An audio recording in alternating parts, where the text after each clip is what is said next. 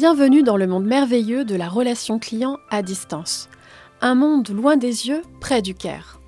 Distance et care, deux notions qui semblent paradoxales et pourtant elles sont le cœur de notre métier. Le customer care, autrement dit le soin porté à la relation avec chaque client, et ce malgré la distance, est notre raison d'être, notre art depuis toujours. Nous sommes Bluelink. Depuis plus de 30 ans, nous accompagnons de nombreuses marques dans leurs projets de relations clients à distance. À travers ce podcast, nous avons choisi de partager avec vous des sujets qui nous animent autour de l'expérience client au sens large, en donnant la parole à nos experts. Une myriade de sujets passionnants qui vous permettront de mieux appréhender les enjeux de la relation client à distance. Loin des yeux, près du cœur, votre podcast sur la relation client à distance, à écouter et réécouter si le cœur vous en dit. Bonjour et bienvenue chers auditeurs. Aujourd'hui nous avons le plaisir de nous entretenir avec Linda Ganassali, responsable de la Bluelink Academy qui a pour vocation de concevoir et diffuser des contenus de formation afin de faire grandir les équipes de relations clients dans l'excellence et favoriser l'engagement tout au long du parcours client. Autrefois très technique, les métiers de la relation client à distance se transforment au gré des avancées technologiques. Et dans ce contexte mouvant, l'accompagnement et la montée en compétences des conseillers clientèle sont essentiels, avec une attention toute particulière sur le développement des soft skills, car, nous allons le voir ensemble, ils sont décisifs en matière d'expérience client. Et s'il est un moment de vérité dans ce parcours, c'est bien en cas de mésentente et de conflit. Cela représente un véritable défi, mais c'est également une opportunité de réengagement. Comment ? Eh bien, Linda va nous le dire. Bonjour ma chère Linda. Bonjour Mathilde. Alors, dis-nous tout. Peux-tu nous éclairer comment naissent les conflits avec les clients ? Eh bien, les conflits avec les clients, c'est comme dans la vie de tous les jours. Un conflit naît de l'incapacité de deux parties ou davantage, à s'entendre car elles ont des perspectives ou des valeurs ou des opinions divergentes.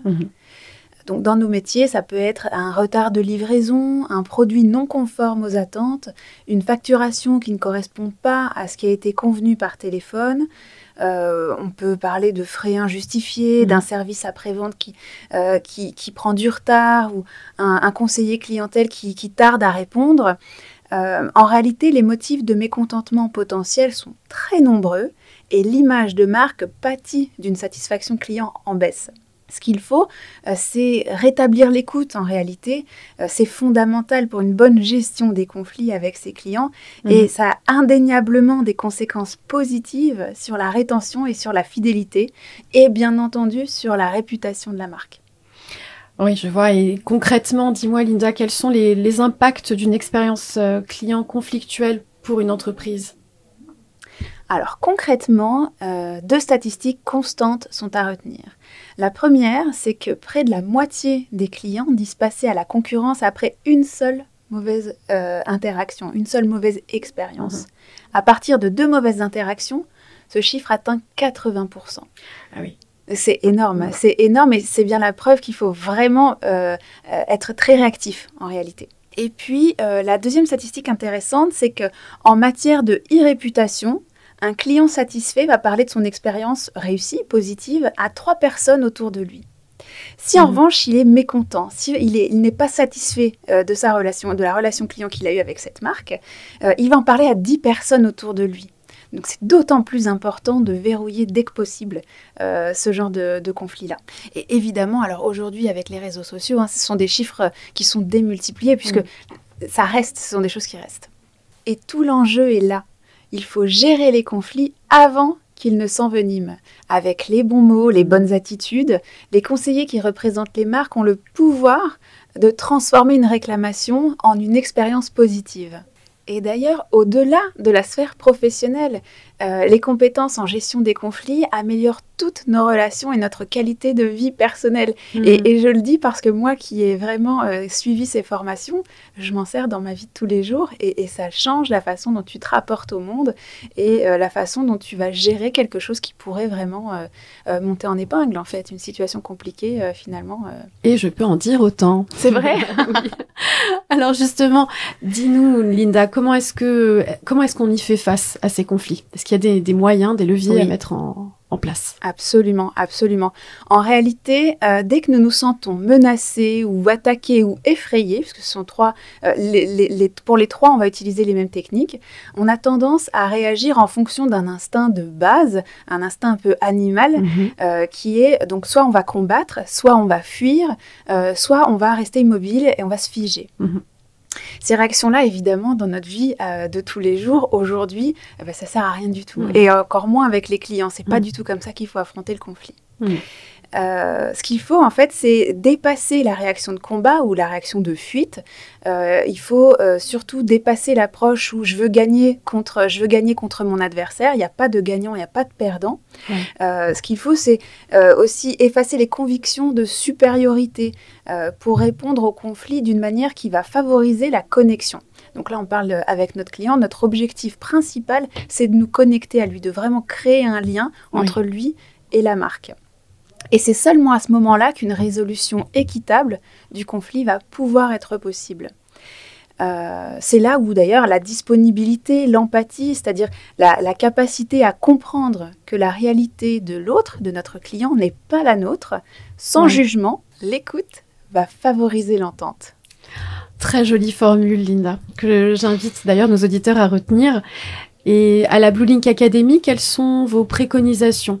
Comment est-ce que vous formez les équipes de relations clients de Blue Link, mais aussi peut-être les marques que vous accompagnez?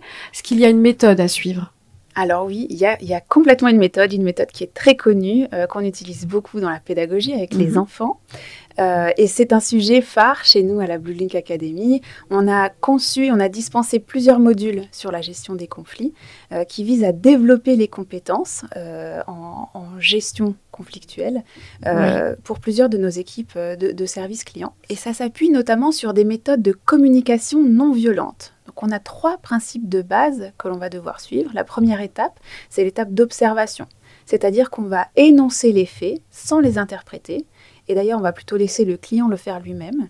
Même si on a compris où il veut en venir, on ne va pas finir ses phrases, on ne va pas lui dire qu'on a compris, qu'on sait de quoi. On le laisse tout nous raconter. Ensuite, on va valider les émotions du client. Donc s'il est insatisfait, qu'il ait tort ou qu'il ait raison, et même encore plus s'il a tort, on va valider son émotion parce que, en fait, une émotion, elle n'a ni tort ni raison d'exister. Elle existe, elle est là.